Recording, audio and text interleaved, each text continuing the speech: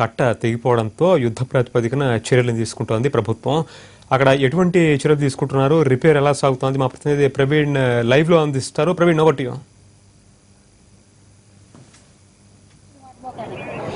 పరితోష్, గత 4 రోజులుగా కురుస్తున్న భారీ వర్షాలతో కరీంనగర్ జిల్లా లోపల గోదావరి పరివాహక ప్రాంతం, అదే సందర్భం లోపల గోదావరికి ఉపనదులైన మానేరు ప్రాంతం లోపల పెద్ద ఎత్తున వరద నీరు వచ్చి చేరుతోంది. ఈ నేపథ్యం లోపల జిల్లాలోని ప్రాజెక్టులన్నీ పూర్తి స్థాయిలో నిండుకుండలను తలపిస్తున్నాయి. అయితే జిల్లా లోపల గోదావరి పరివాహక ప్రాంతం లోపల ఎస్ఆర్ఎస్పీ నుండి వస్తున్న భారీ లక్షలాది క్యూసెక్ల నీరు సాఫీగా నదీ మార్గంలో సాగిపోతుండగా ఒక మిడ్ మానేరు ప్రాజెక్టు వద్దనే కొంత ఇబ్బందికరమైన పరిస్థితులు నెలకొన్నాయని చెప్పవచ్చు. ప్రస్తుతం మనం మిడ్ మానేరు ప్రాజెక్టు సైట్ వద్ద దృశ్యాలను చూస్తున్నాం.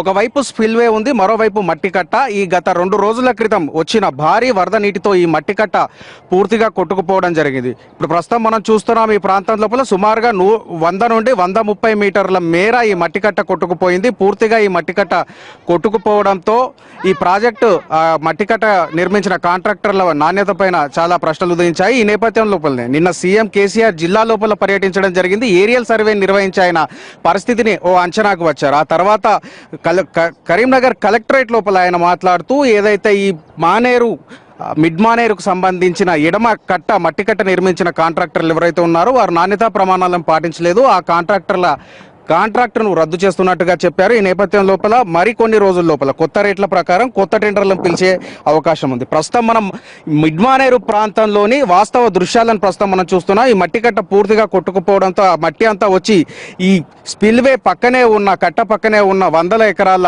ఇక్కడ భూముల లోపల ఈ మట్టి పెట్టడం జరిగింది. ప్రస్తుతం మనతో పాటుగా ఇక్కడ కొంతమంది గ్రామస్తులు ఉన్నారు. వారి పొలాలు పూర్తిగా కొట్టుకుపోవడం జరిగింది. కొన్ని పొలాలు అయితే నామరూపాలు లేకుండా అయిపోయిన దృశ్యాలను ప్రస్తుతం మనం చూడొచ్చు. ఇక్కడ ఈ ప్రాంతం లోపల ఇంతకుముందు వరి పంటలు ఉండేవి, వరి పొలాలు ఉండాల్సిన ప్రాంతం లోపల ఇప్పుడు ఎగుడు దిగుడుగా మారింది. పూర్తిగా వరద నీరు వెళ్ళిపోవడంతో ఇక్కడ ప్రస్తుతం ఎలాంటి పరిస్థితి నెలకొందో మనం చూడొచ్చు. ప్రస్తుతం మనతో పాటుగా కొంతమంది ఈ బాధిత గ్రామస్తులు ఉన్నారు, మాట్లాడే ప్రయత్నం చేద్దాం. చెప్పమ్మా, నీ భూమి ఎక్కడ ఉంటది? నా భూమి బాగా ఒడ్డుకుంటది, 4 ఎకరాల భూమి. 4 అది బోర్లు వేసిన 5 హార్స్పవర్ల మోటార్, పైపు లైను, రూము, పైపులు అన్ని కొట్టుకపోయినాయి. నాది అక్కడ కళ్ళం పోసిన, కళ్ళం కొట్టుకపోయింది. చెట్లు ఉండే, చెట్లు మామిడి చెట్లు కోతకొచ్చిన, ఇంకొక వారం రోజైతే పొలి చేస్తా అనుకున్నాం. కోతకొచ్చిన వరి 10 పుట్ల అయ్యే పొలం, 4 ఎకరాల పొలం గుంట లేకుండా మళ్ళీ అక్కడకు రాకుండా పోయింది. మీరు 20 లక్షలు ఇచ్చినా మాకు తక్కువనే, మేము భూమి మీద బతుకులు లేదు.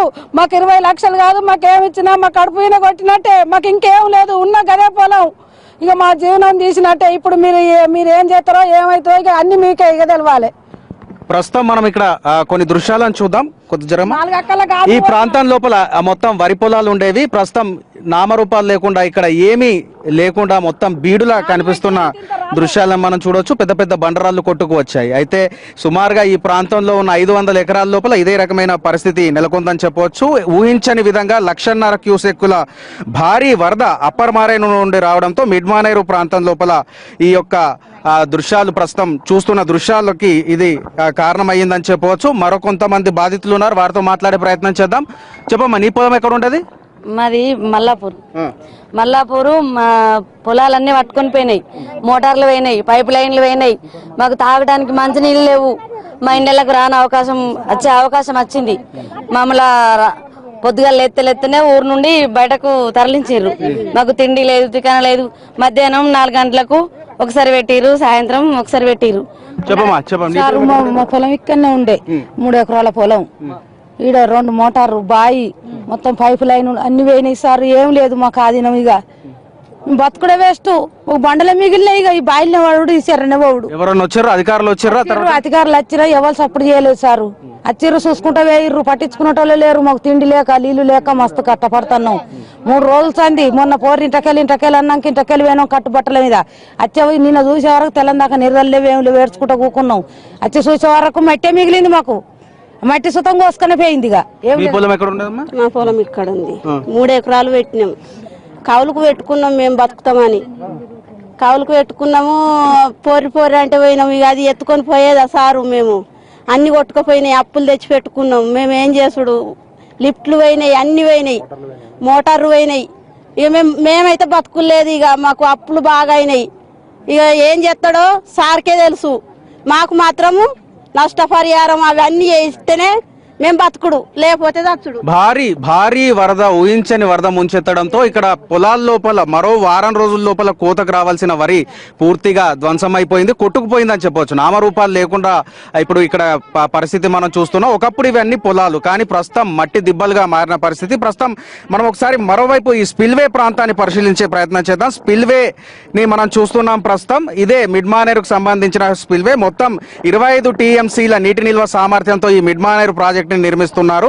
గత 2 ఏళ్లుగా ఇక్కడ మట్టి కట్టలకు సంబంధించిన పనులు కొనసాగుతున్నాయి. కుడివైపు ఒక కాంట్రాక్టర్, ఎడమవైపు మరో కాంట్రాక్టర్ ఇక్కడ ఈ పనులను చేస్తున్నారు. అయితే ఎడమవైపు ఏదైతే కట్ట నిర్మించారో, ఎడమవైపు కట్ట అందులో నల్లమట్టి వాడారు, అదే సందర్భంలో ఎర్రమట్టి రెండు కలిపి వాడిన పరిస్థితి మనకు కనిపిస్తోంది. అయితే ఇక్కడే ఈ మట్టి లోపలనే నాణ్యత లేకపోవడంతో ఈ యొక్క కట్ట తెగిపోయిందని భావిస్తున్నారు. 2 రోజుల క్రితం మానేరు నది ఉధృతంగా ప్రవహిస్తూ వచ్చి ఈ కట్టపై నుండి పారింది. అంటే ఎంత స్థాయి లోపల ఇక్కడ వరద నీరు వచ్చిందో మనం అర్థం చేసుకోవచ్చు. స్పిల్వేకి సైతం ఇబ్బంది కలుగుతుందేమో, డ్యామేజ్ అవుతుందేమో అని భావించారు, కానీ స్పిల్వే మాత్రం అలాగే ఉంది. కానీ దాని పక్కన రక్షణగా నిర్మించిన ఏదైతే మట్టి కట్ట ఉందో, ప్రస్తుతం ఆ దృశ్యాలను మనం చూస్తున్నాం. నిర్మించిన మట్టి కట్ట నాణ్యత ఏ స్థాయిలో ఉందో, ఎందుకు ఎలా మారిందో ప్రస్తుతం మనం చూడొచ్చు. ఇప్పుడే కొంతమంది రిటైర్డ్ చీఫ్ ఇంజనీర్లుకి సంబంధించిన ఒక బృందం ఈ ప్రాంతాన్ని సందర్శించడం జరిగింది. ప్రభుత్వానికి రాబోయే రోజుల లోపల నిర్మించే మట్టి కట్టకు సంబంధించి తాము ఒక నివేదికను సమర్పిస్తామని చెప్తున్నారు. అయితే కేసీఆర్ నిన్న మాట్లాడుతూ కరీంనగర్ కలెక్టరేట్ లోపల ఆయన పరిస్థితిని సమీక్షిస్తూ మాట్లాడడం జరిగింది. ఏదైతే మిడ్మానేరు ప్రాజెక్ట్ ఏదైతే ఉందో, ఈ మిడ్మానేరు ప్రాజెక్టు ముఖ్యంగా రాష్ట్ర ప్రభుత్వం అతి ప్రతిష్టాత్మకంగా భావిస్తున్న కాళేశ్వరం ఎత్తిపోతల పథకం ఏదైతే ఉందో, ఆ ఎత్తిపోతల పథకానికి ఈ మిడ్మానేరు ప్రాజెక్టు జీవనాడిలా ఉండబోతోందని ఆయన చెప్పారు. అయితే ఈ ప్రాజెక్టుకి సంబంధించిన రాబోయే రోజుల లోపల నిర్మాణం ఏదైతే జీవనాడిగా భావిస్తున్న నేపథ్యం లోపల రాబోయే కాంట్రాక్టరు నాణ్యతా ప్రమాణాలను పాటించకపోతే మాత్రం ఊరుకునే ప్రసక్తే లేదని ఆయన చెప్తున్నారు. మరి కొద్ది రోజుల లోపల దీనికి సంబంధించిన కొత్త టెండర్లను పిలిచి ఆనకట్టకు సంబంధించిన నిర్మాణాలు మరోమారు ప్రారంభించే అవకాశం ఉంది. అయితే ఈ నేపథ్యం లోపల ఈ కట్ట కింద